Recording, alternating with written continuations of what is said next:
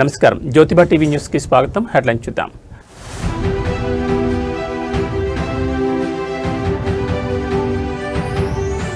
Liquor scam కేసులో కవితకు big relief, clean chit ఇచ్చిన రౌజ్ అవెన్యూ కోర్ట్.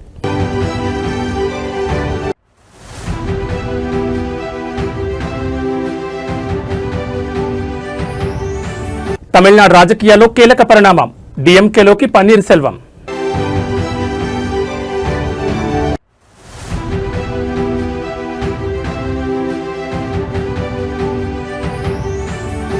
లడ్డూపై చర్చకు భయం ఎందుకు, ప్రభుత్వానికి వ్యతిరేకంగా వైసీపీ నినాదాల హోరు.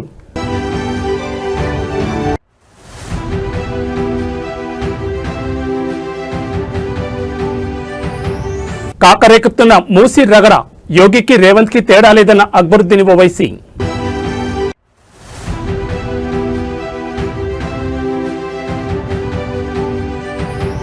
కేజ్రీవాల్ సిసోడియాలకు big relief, liquor scam case నుంచి విముక్తి. ఇక డీటెయిల్స్ చూస్తే ఏపీ శాసన మండలిలో మరోసారి గందరగోళం నెలకొంది. లడ్డూ అంశంపై చర్చ జరపాలని వైసీపీ సభ్యులు పట్టుబట్టారు. వైసీపీ సభ్యులు పోడియం ముట్టడించారు. ప్రభుత్వానికి వ్యతిరేకంగా నినాదాలు చేశారు. వైసీపీ సభ్యుల తీరుపై నాదెండ్ల మనోహర్ ఆగ్రహం వ్యక్తం చేశారు. వైసీపీ వాయిదా తీర్మానాన్ని చైర్మన్ తిరస్కరించారు. అవసరమైతే 4-5 తేదీల్లో చర్చిద్దామని మంత్రి అచ్చెన్నాయుడు అన్నారు. దీంతో లడ్డూపై చర్చించేందుకు భయం ఎందుకని వైసీపీ సభ్యులు ప్రశ్నిస్తున్నారు. సభ వాయిదా పడినా సభలోనే వైసీపీ సభ్యులు ఆందోళన చేపట్టారు. వైసీపీ సభ్యుల ఆందోళనపై చైర్మన్ మోషన్ రాజు ఆగ్రహం వ్యక్తం చేశారు. లడ్డూ ప్రసాదం షార్ట్ డిస్కషన్ సందర్భంగా సభ పునఃప్రారంభమైనప్పుడు ప్రశ్నోత్తరాలు మళ్లీ మొదలు పెట్టాలనడం సరికాదన్నారు. మంత్రి పయ్యావుల కేశవ్ తనపై మాట్లాడిన వ్యాఖ్యలు అవాస్తవమన్నారు. తాను సంతకం చేస్తానని చెప్పిన మాటలు కరెక్ట్ కాదన్నారు. అధికార ప్రతిపక్షాలు సభ సజావుగా జరగడానికి సహకరించాలని కోరారు. మీరు రాజకీయాలు చేసుకోండి, కానీ కుర్చీని అవమానించొద్దంటూ అసహనం వ్యక్తం చేశారు.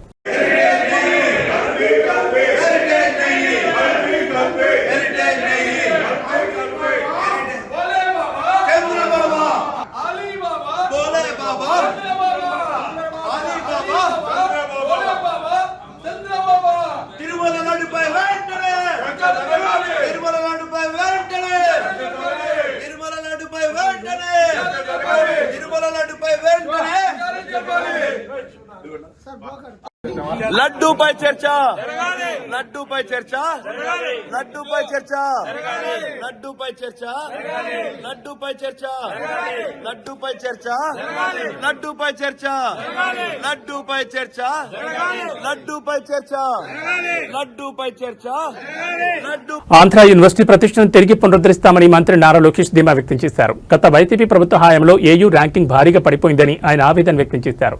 గత 5 ఏళ్లలో యూనివర్సిటీ ర్యాంకింగ్ 72వ స్థానానికి దిగజారిందని గణాంకాలతో వివరించారు.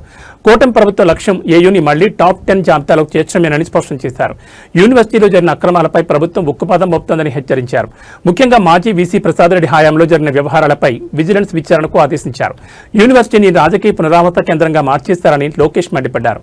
అక్రమ నియామకాలు, నిధుల మళ్లింపై సమగ్ర విచారణ జరుగుతోందని వెల్లడించారు. విద్యార్థుల భవిష్యత్ కంటే రాజకీయ ప్రయోజనాలకే గత ప్రభుత్వం ప్రాధాన్యత ఇచ్చిందని విమర్శించారు. ఏయూ ప్రక్షాళన కోసం కఠిన నిర్ణయాలు తీసుకునేందుకు వెనుకాడబోమని స్పష్టం చేశారు.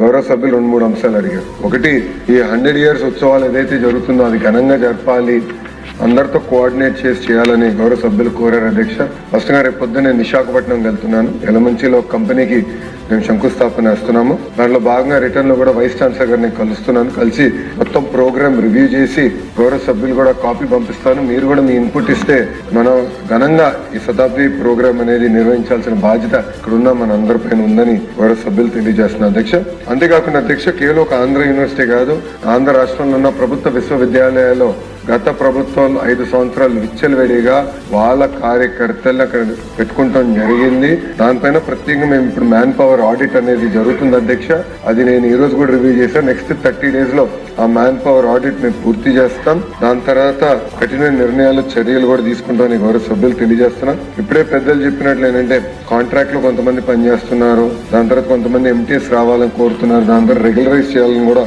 ఆంధ్రప్రదేశ్ అసెంబ్లీలో ప్రస్తుతం తిరుమల లడ్డు కల్తీ నెయ్యి అంశం తీవ్ర దుమారం రేపుతోంది. మంత్రి అచ్చెన్నాయుడు చేసిన వ్యాఖ్యలు రాజకీయ వర్గాల్లో పెద్ద చర్చకు దారితీశాయి.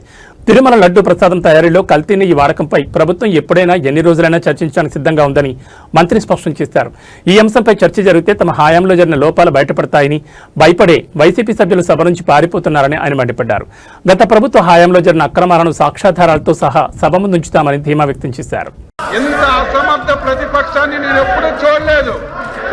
ఒక ఇష్యూని లేవనెత్తడం, మేము సిద్ధంగా ఉన్నామన్నా సరే ఈరోజు మళ్ళీ మీ దగ్గరకు వచ్చి ఇలాగా సభ జరగకుండా చేస్తున్నారంటే వీళ్ళకు సరుకు లేదు. వీళ్ళు చేసినటువంటి మొత్తం కార్యక్రమాలన్నీ బయటకు వస్తాయని బయటనే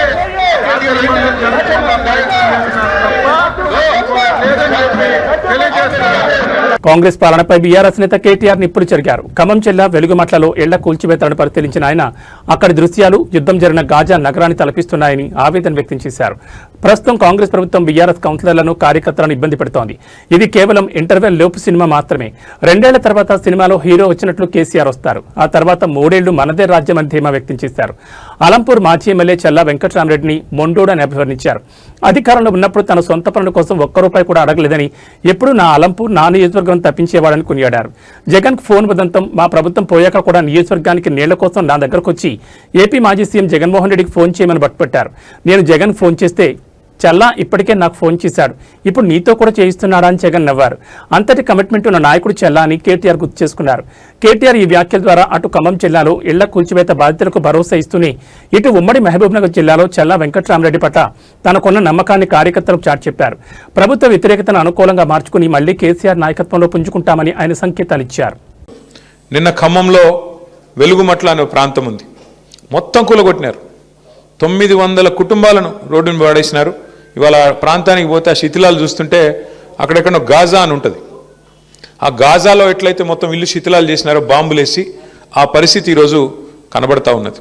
మన కేసీఆర్ గారేమో డబుల్ బెడ్రూమ్ ఇల్లు కట్టాలా, పల్లె ప్రకృతి వనాలు కట్టాలా, అట్లాగే బ్రహ్మాండమైన మంచి కార్యక్రమాలు చేయాలా, వైకుంఠ ధామాలు కట్టాలా, డంప్ యార్డులు కట్టాలా, వాటర్ ట్యాంకులు కట్టాలా, ఇంటి ముందు నల్లా పెట్టాలా. ఈ లైన్లో కేసీఆర్ గారు ఆలోచిస్తే వీళ్ళేమో ఉన్న ఎట్లా కొట్టాలా, ఉన్న వాటిని ఎట్లా తగలబెట్టాలా, ఉన్న వాటిని ఎట్లా కూలగొట్టాలా, ఆ పరిస్థితి ఈరోజు ఈ రాష్ట్రంలో కనబడతా ఉన్నది. కాంగ్రెస్ వాళ్ళు మిమ్మల్ని 2 ఏళ్ళు ఇబ్బంది పెడతారు, ముందే చెప్తున్నాను నేను. అలంపూర్ ఐజా వాళ్ళు కౌన్సిలర్లు మీరు గుర్తుపెట్టుకోండి, 2 ఏళ్ళు ఇబ్బంది ఉంటుంది. కానీ సినిమాల్లో కదా లాస్ట్ హీరో వచ్చినట్టు మళ్ళీ కేసీఆర్ గారు 2 ఏళ్లలో వచ్చేస్తాడు. లేక 3 ఏళ్ళు మళ్ళీ మీరు లాస్ట్ టర్మ్ మాత్రం, last part of your term అంటే చివరి దశ 3 ఏళ్ళు మాత్రం బాగుంటుంది. ఇంటర్వెల్కి ముందంతా వాళ్ళు, ఇంటర్వెల్ తర్వాత మనం, ఇంటర్వెల్ తర్వాత అంతా మళ్ళీ మన స్టోరీ స్టార్ట్ అవుతుంది. ఇంటర్వెల్ దాకా ఏముంటాయి, కష్టాలు ఉంటాయి కదా, అవి కొన్ని ఉంటాయి. ఇంకా మీకు ఫోన్లు వస్తాయి, ఇంకా అని వచ్చేయండి మీరు వచ్చేయండి కాంగ్రెస్లోకి, ఏం చేస్తారు మీరు ఆడుండి, అభివృద్ధి చేస్తాం, గడిది గుడ్డు చేస్తామని చెప్తారు. అభివృద్ధి లేదు, ఏమీ లేదు. వాళ్ళు దోచుకోవడానికి పుట్టినారు. చూస్తున్నారు కదా మీ సంపత్ కుమార్ గారు ఎంత గొప్పోడంటే, ఆఖరికి ఆడ స్థానికంగా ఉండే కాంట్రాక్టర్ రోడ్డు పని ఏదో చేస్తున్నాడు. ఆయన పోయి కాంట్రాక్టర్ అధికార పార్టీ నాయకుడి మీద, all India Congress committee secretary మీద ఆయన పోయి కంప్లైంట్ ఇచ్చినాడు, పోలీస్ కంప్లైంట్. 8 కోట్లు అడుగుతున్నాడు, యాడికెళ్ళి పని చేయాలి, నేను ఇంకా ఉన్నాయంతా వీళ్ళు ఉడుచుకొని పోతే మేమేం పని చేసేది, యాడికెళ్ళి చేస్తామని చెప్పి మీ కానీ అన్నం వండోడు, చాలా వండోడు, ఏ ఒక పట్టాన ఏది వినడు. నువ్వు ఏమి చెప్పినా కూడా ఆయన అల్టిమేట్గా ఆయన అనుకున్నది మాత్రం రిజల్ట్ మాత్రం తెస్తాడు. వెంకటరామరెడ్డి గారి గొప్పతనం ఏంటంటే ఏదో ఒకటి చేసి కన్విన్స్ చేస్తాడు. మొత్తానికైతే కూర్చోబెట్టి ఏదైనా చెప్దాం, ఏదైనా మెల్లిగా చెప్దాం, కన్విన్స్ చేద్దామంటే మా చంద్రశేఖర్ అన్న నేను అట్లాంటి వాళ్ళు ఏమైనా ప్రయత్నం చేసినంతసేపు వింటాడు, చాలా కామ్గా వింటాడు. ఆఖరికి మాత్రం ఏదో మళ్ళీ మ్యాజిక్ చేసి ఆయన అనుకున్నది చేసుకుంటాడు, పోతాడు. అట్లాంటి వెంకటరామరెడ్డి గారు మీకు నాయకుడిగా ఉండడం నిజంగా కూడా మీ అదృష్టం. ఎందుకంటే ప్రజల పనుల విషయంలో కూడా నాకు ఒకటే చెప్పినాడు, అన్న ఈసారి మనం అధికారం పోయింది, నాకు బాధగా ఉంది అన్నాడు. ఎందుకన్నా ఏం బాధ అంటే, లేదన్నా నేను చాలా కొట్లాడినా ప్రతిపక్షంలో, కొట్లాడి అలసిపోయిన నిజానికి ఈసారి గవర్నమెంట్ వస్తే నేను మా అలంపూర్ చరిత్రలో ఎన్నడూ జరగని అభివృద్ధిని చేసి చూపెడదాం అనుకున్నాను. కేసీఆర్ గారికి నా మీద ప్రేమ ఉంది, నాకు తప్పకుండా నేనేది అడిగినా చేసేటోడు. బ్యాడ్లకి దేశవ్యాప్తంగా సంచలనం సృష్టించిన ఢిల్లీ మద్యం విధానం కేసులో తెలంగాణ జాగృతి అధ్యక్షురాలు కల్వకుంట్ల కవితకు భారీ ఊరట లభించింది. కవితపై సీబీఐ నమోదు చేసిన అన్ని అభియోగాలను కొట్టివేస్తూ ఢిల్లీలోని రౌజ్ రెవెన్యూ కోర్టు సంచలన తీర్పు వెలువరించింది. కవితపై సీబీఐ మోపిన ఆరోపణలన్నింటినీ కోర్టు తోసిపుచ్చింది. ఈ కేసులో ఆమెకు పూర్తి స్థాయిలో క్లీన్ చిట్ ఇస్తున్నట్లు ప్రకటించింది. అదేవిధంగా కవితతో పాటు ఈ కేసులో నిందితులుగా ఉన్న మరో 23 మంది తప్పు చేశారని చెప్పడానికి ఎటువంటి పక్కా సాక్ష్యాధారాలు లేవని కోర్టు స్పష్టం చేసింది. సీబీఐ ప్రత్యేక కోర్టు జడ్జి జితేంద్ర సింగ్ ఈ మేరకు కీలక ఉత్తర్వులు జారీ చేశారు. తగిన ఆధారాలు చూపడంలో దర్యాప్తు సంస్థ సీబీఐ విఫలమైందని కోర్టు అభిప్రాయపడింది. 2 ఏళ్లకు పైగా సాగిన ఇదే కేసులో ఇప్పటికే కవిత జైలుకు వెళ్లి బెయిల్పై విడుదలయ్యారు. తాజాగా కోర్టు ఆమెపై ఉన్న కేసును కొట్టివేయడంతో తెలంగాణ జాగృతి శ్రేణులకు పెద్ద ఎత్తున ఊరట లభించినట్లయింది.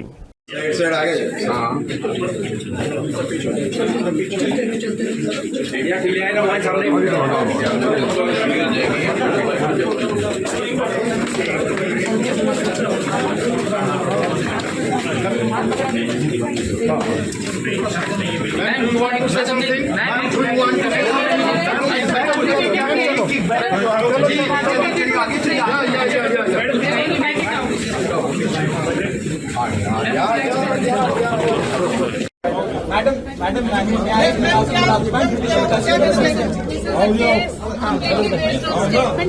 is an illogical case. It is a political case. We are just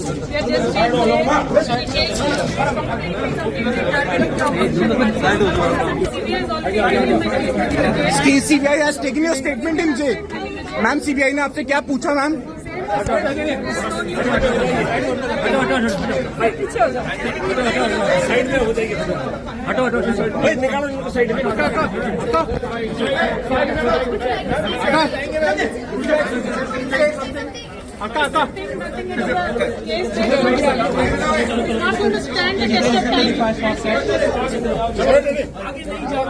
Madam, what is your message for Telangana people? Ma'am, what is your message for Telangana people? Sir पीछे हो जाइए, सर पीछे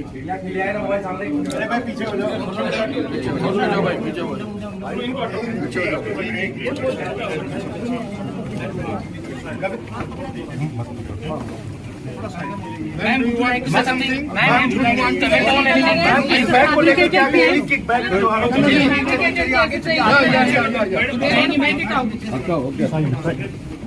Ma'am, would you like to say something? It's an illegal arrest. We're going to fight it out.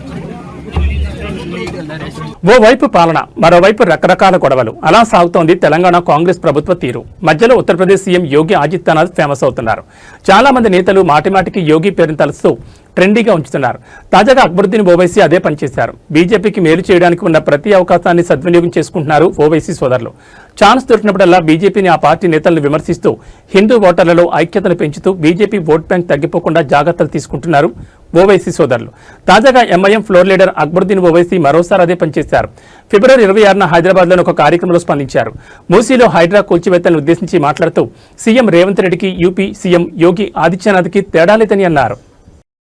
और आज भी जो हुकूमत है ये भी वही कर रही है.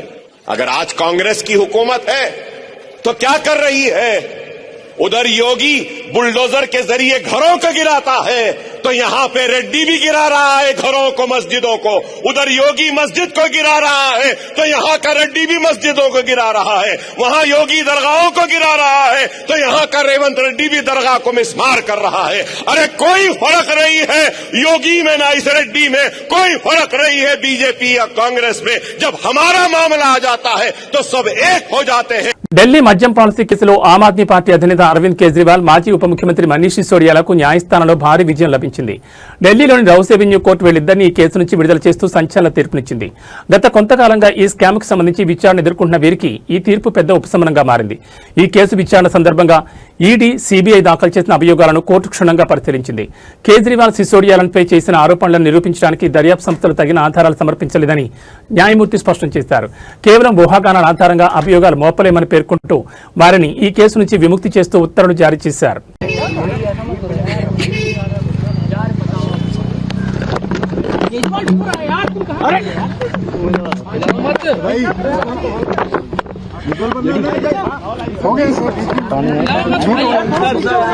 संभालिए सर, अपने आप संभालिए, हिम्मत सर, लाओ मत भाई. केजरीवाल भ्रष्ट नहीं है. मैंने केवल अपनी जिंदगी में ईमानदारी कमाई है. इन्होंने झूठा केस लगाया और आज ये साबित हो गया. कोर्ट ने कहा है कि केजरीवाल कट्टर ईमानदार है, मनीष सिसोदिया कट्टर ईमानदार है, आम आदमी पार्टी कट्टर ईमानदार है. मैं प्रधानमंत्री जी से कहना चाहता हूं, सत्ता के लिए इस तरह से खिलवाड़ मत कीजिए देश के साथ, इस तरह से संविधान के साथ खिलवाड़ मत कीजिए. आपको सत्ता चाहिए, अच्छे काम कीजिए. आज देश के सामने इतनी बड़ी बड़ी समस्याएं हैं, महंगाई है, बेरोजगारी है, पूरे देश में सड़कें टूटी पड़ी है, चारों तरफ पोल्यूशन ही पोल्यूशन हो रहा है. चारों तरफ देश में इतनी समस्याएं हैं, उन समस्याओं का समाधान करके सत्ता में आइए ना। केजरीवाल पे, आम आदमी पार्टी पे झूठे केस क्यों करते हैं? अच्छा काम करके सत्ता में आइए। इस तरह के झूठे केस करना और 24 घंटे विरोधियों के, विपक्षियों के खिलाफ ऊट पटांग के केस करना, उनको जेल में डालना, ये एक प्रधानमंत्री को शोभा नहीं देता। इससे देश आगे नहीं बढ़ेगा। देश आगे तब बढ़ेगा जब जनता की समस्याओं का समाधान किया जाएगा। कोर्ट ने सीबीआई के ऊपर आज एक बार फिर गर्व हो रहा है देश के संविधान पर, बाबा साहब अम्बेडकर पर, जिन्होंने इतना शानदार संविधान दिया और सत्य की जीत हुई है। सर सीबीआई के ऊपर भी sir Arvind Kejriwal and Manish Sisodia speaking outside court, and you saw how Arvind Kejriwal, the former Chief Minister of Delhi and the convener of the Aam Aadmi Party, broke down. He teared up while speaking about the way he has been exonerated by court, lashing out at the Modi. భాగ్యనగరంలో మరోసారి కల్తీ mafia పడగవిప్పింది. మనం నిత్యం కూరల్లో వాడే అల్లం వెల్లుల్లి paste అసలు అది అల్లం పేస్టా లేక ప్రాణాంతక రసాయనాల ముద్దన అనే అనుమానాలు కలక్కమానవు. ఖైరతాబాద్ జోన్ పరిధిలో టాస్క్ ఫోర్స్ పోలీసులు జరిపిన మెరుపు దాడిలో దిమ్మదిరిగే నిజాలు వెలుగులోకి వచ్చాయి. హైదరాబాద్లోని ఎంఎస్ మక్తా కేంద్రంగా సాగుతున్న ఒక భారీ కల్తీ నెట్వర్క్ను పోలీసులు ఛేదించారు. కేవలం 21 ఏళ్ల వయసున్న జసానీ ఇలియాన్ అనే వ్యక్తి అమాయక ప్రజల ప్రాణాలతో చెలగాటమాడుతూ అక్రమంగా అల్లం వెల్లుడి పేస్ట్ యూనిట్ నడుపుతున్నాడు. ఈ దాడిలో సుమారు 4000 కేజీలు నిల్వ ఉంచిన కల్తీ పేస్ట్ ను టాస్క్ ఫోర్స్ అధికారులు స్వాధీనం చేసుకున్నారు. రుచి కోసం ఎక్కువ రోజులు నిల్వ ఉండడం కోసం అత్యంత ప్రమాదకరమైన కెమికల్స్ వాడుతున్నట్లు గుర్తించారు. పేస్ట్ తయారు చేసే పెద్ద పెద్ద గ్రైండింగ్ యంత్రాలు, గూడ్స్ ఆటోను పోలీసులు సీజ్ చేశారు. లాభాల కోసం ఈ కల్తీ కేటగాళ్లు ఏ స్థాయికి దిగజారుతున్నారో, అపరిశుభ్రత వాతావరణం, కుళ్లిపోయిన ముడి పదార్థాలు, ప్రాణాంతక రసాయనాలు కలిపి మార్కెట్లోకి పంపిస్తున్నారు. నిందితుడు జసానీ ఇలియాన్ను అరెస్ట్ చేసిన ఖైరతాబాద్ పోలీసులు లేక్ పోలీస్ స్టేషన్లో కేసు నమోదు చేశారు.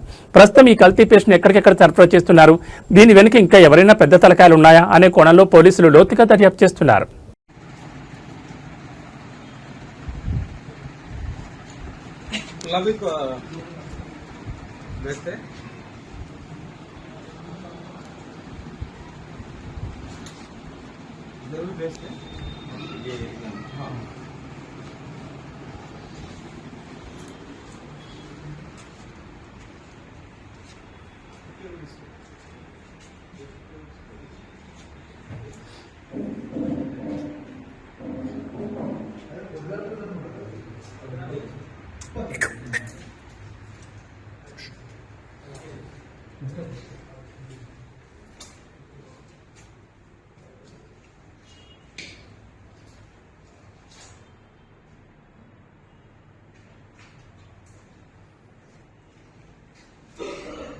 తమిళనాడు రాజకీయాల్లో కీలక పరిణామం చోటు చేసుకుంది. అన్నాడీఎంకే బహిష్కృత నేత మాజీ ముఖ్యమంత్రి పన్నీర్ సెల్వం డీఎంకే పార్టీలో చేరారు. శుక్రవారం ఉదయం ముఖ్యమంత్రి స్టాలిన్ సమక్షంలో ఆయన పార్టీలో చేరారు. డీఎంకే పార్టీ పన్నీర్ సెల్వంకు ఎమ్మెల్యే టికెట్ కన్ఫర్మ్ చేసినట్టు తెలుస్తోంది. తేని జిల్లాలోని జోడి నాయకనూర్ నియోజకవర్గం నుంచి పన్నీర్ సెల్వం పోటీ చేసే అవకాశం కనిపిస్తోంది. 2021 అసెంబ్లీ ఎన్నికల్లో ఆయన ఇక్కడి నుంచి పోటీ చేసి గెలిచారు. ఈ ఎన్నికల్లో కూడా అదే నియోజకవర్గం నుంచి పోటీలో నిలిచే అవకాశం ఉంది. కాగా వారం రోజుల క్రితం పన్నీర్ సెల్వం తమిళనాడు ముఖ్యమంత్రి స్టాలిన్తో భేటీ అయ్యారు. అనంతరం పన్నీర్ సెల్వం మీడియాతో మాట్లాడుతూ డీఎంకే 5 ఏళ్ల పాలనపై ప్రశంసల జల్లులు కురిపించారు. డీఎంకే ప్రభుత్వం మళ్లీ ఏర్పడుతుందని, గత 5 ఏళ్లుగా సీఎం స్టాలిన్ విజయవంతమైన సుపరిపాలన అందించారని అన్నారు. అందుకే తాను సీఎం స్టాలిన్ కలిసి అభినందనలు తెలిపానని చెప్పారు. డీఎంకే పాలనపై ప్రజల్లో నమ్మకం ఉందని, త్వరలో జరగనున్న ఎన్నికల్లో మళ్లీ డీఎంకేని గెలుస్తుందని ఆశాభావం వ్యక్తం చేశారు.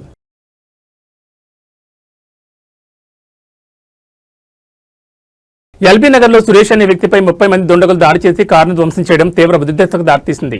బాధితుడికి గాయాలవగా దాడి చేసిన వారికి పోలీసులు మద్దతు తెలుపుతున్నారని ఆరోపిస్తూ బీజేపీ నాయకులు పోలీస్ స్టేషన్ ముందు ధర్నాకు దిగారు. నిందితులను వెంటనే అరెస్ట్ చేయాలని డిమాండ్ చేశారు. పరిస్థితి విషమించకుండా పోలీసులు భారీగా మోహరించారు.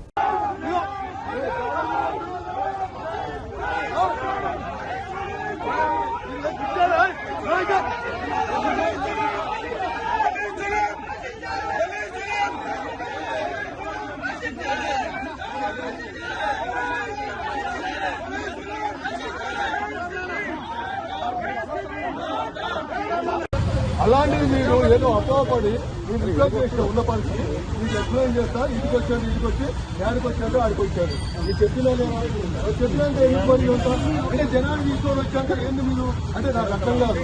అంటే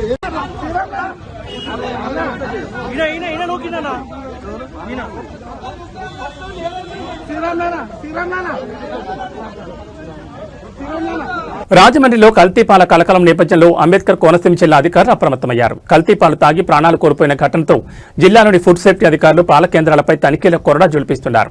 రావులపాలెంలోని పలు పాల కేంద్రాలు, మిల్క్ సెంటర్లలో ఫుడ్ ఇన్స్పెక్టర్ ఏపూర్ రామయ్య ఆధ్వర్యంలో అధికారులు మెరుపుదాడులు నిర్వహించారు.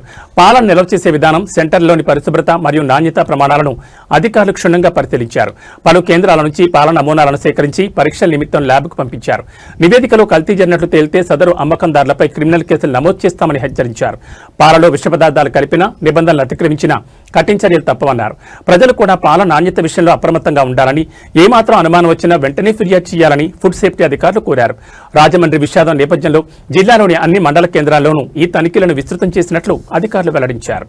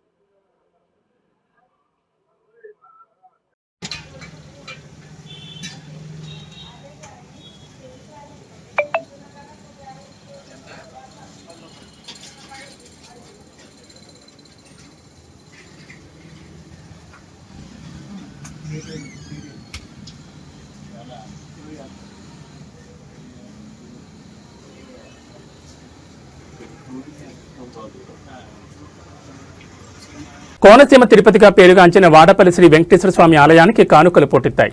వడ్డీ కాతుల వారికి భక్తులు తమ మొక్కులను రికార్డు స్థాయిలో సమర్పించుకున్నారు.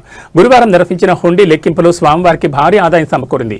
గత 35 రోజులకు గాను భక్తులు సమర్పించిన కానుకలను లెక్కించగా ఏకంగా 2.17 కోట్ల నగదు వచ్చింది. నగదుతో పాటు 42 గ్రాముల 400 మిల్లీగ్రాముల బంగారం, 1 కిలో 280 గ్రాముల వెండిని భక్తులు హుండీలో వేశారు. స్వామివారికి ఉన్న అంతర్జాతీయ క్రేజ్ దృష్ట్యా 13 దేశాలకు చెందిన 73 విదేశీ కరెన్సీ నోట్లు కూడా లభించాయని ఆలయ అధికారులు తెలిపారు. రికార్డు స్థాయి ఆదాయంపై ఆలయ ఈవో నల్లం సూర్యచక్రధరరావు హర్షం వ్యక్తం చేశారు. భక్తుల సహాయ సహకారాలతో ఆలయంలో మరిన్ని అభివృద్ధి కార్యక్రమాలు చేపడతామని పాలక మండలి చైర్మన్ ముదునూరి వెంకటరాజు వెల్లడించారు.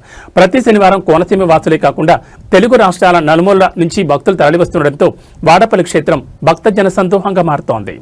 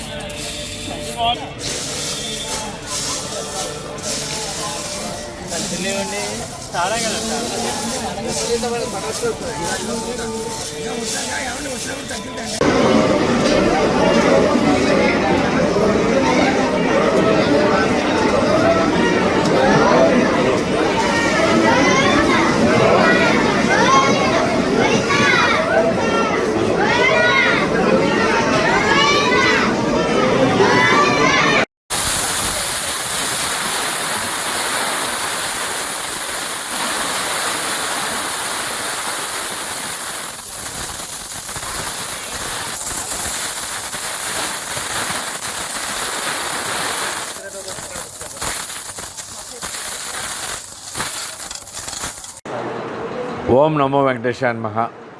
ఆత్రేయపురం మండలం వాడపల్లి గ్రామంలో వేయించేస్తున్న స్వయంభూ వెంకటేశ్వర స్వామి ఆలయంలో ఈ రోజున మరి హుండీలు తెరవగా 35 రోజులకు గాను 2,17,83,358 రూపాయలుగా రావడం జరిగింది. అలాగే బంగారం 42 గ్రాములు 400 మిల్లీగ్రాములు, వెండి 1 కేజీ 240 గ్రాములు వచ్చింది.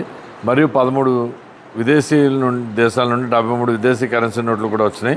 ఈ యొక్క కార్యక్రమంలో ధర్మకర్తల మండలి చైర్మన్ ముదునూరి వెంకటరాజు గారు, ధర్మకర్తలు మరియు D Suresh Babu assistant commissioner Mandapalli, అలాగే పివిఎస్ కామేశ్వరరావు గారు group temples Paluvela, B Narendra Kumar group temples Atreyapuram, అర్చక స్వాములు, వేద పండితులు, గ్రామస్తులు, మరి పత్రికా విలేకరులు, అలాగే కరూరు వైశ్య బ్యాంక్ వారు, మరి కెనరా బ్యాంక్ వారు, వీరందరి యొక్క సహకారంతో ఈ యొక్క కార్యక్రమాన్ని విజయవంతంగా చేశామని చెప్పి ఇది ఒక రికార్డు. దేవస్థానంలో అత్యధికంగా రికార్డు స్థాయి కలెక్షన్ అని చెప్పేసి భక్తులందరికీ కూడా నేను మనవి చేసుకుంటున్నాను. ఓం నమో వెంకటేశాయ నమః.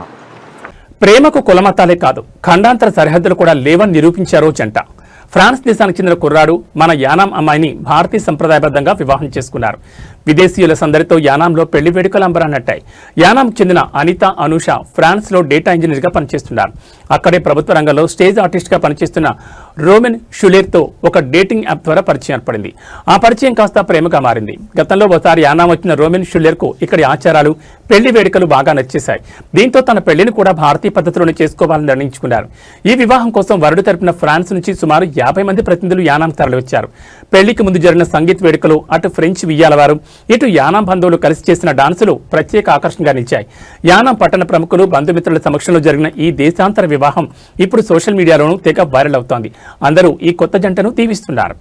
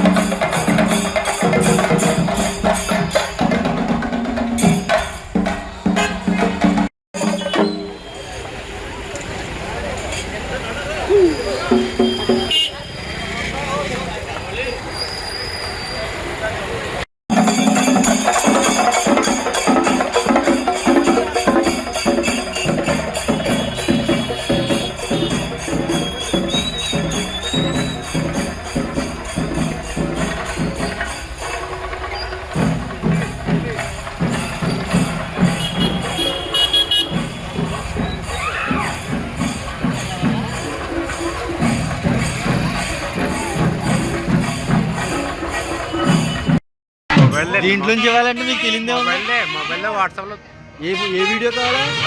ఇద్దరు జోడా ఉన్నారు. పంపుతాం.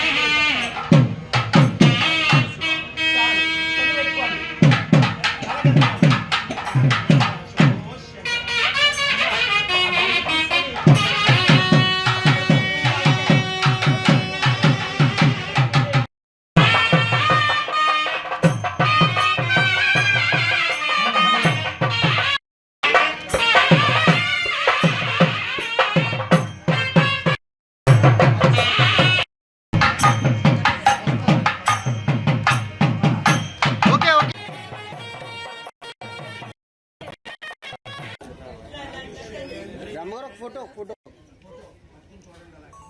మిడిల్ లో. Okay okay thank you. కాళ్ళు బయట పెట్టమనండి ఇలా.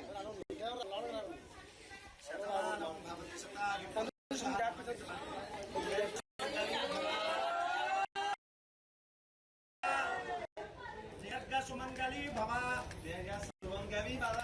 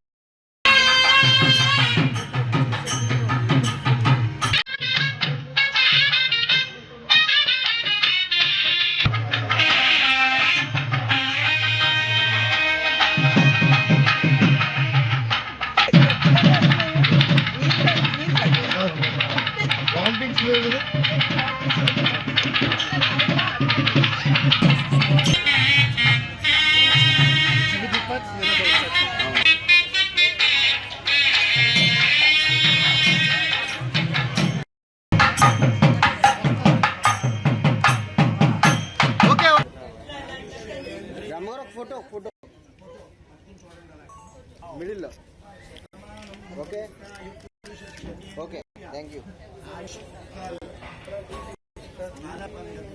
కాళ్ళు బయట పెట్టమనండి ఇలా.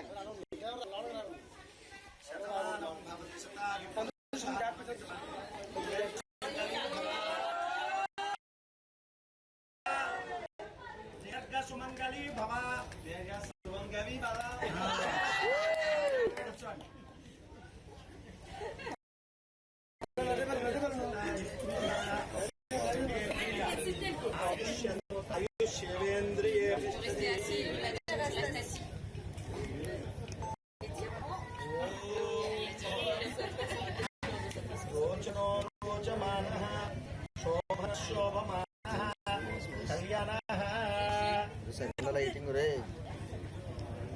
ఇక బులెటిన్ ముగించే ముందు హెడ్లైన్స్ మరోసారి.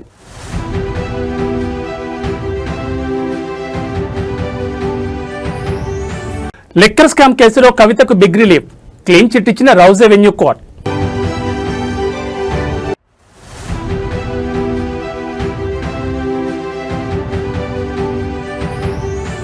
తమిళనాడు రాజకీయాల్లో కీలక పరిణామం, డిఎంకేలోకి పన్నీర్ సెల్వం.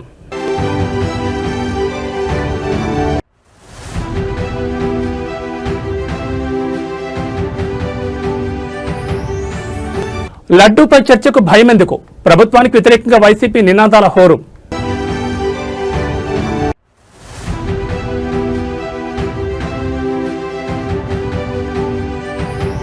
కాకరేకుతున్న మూసీ రగడ, యోగికి రేవంత్ కి తేడా లేదన్న అక్బరుద్దీన్ ఓవైసీ.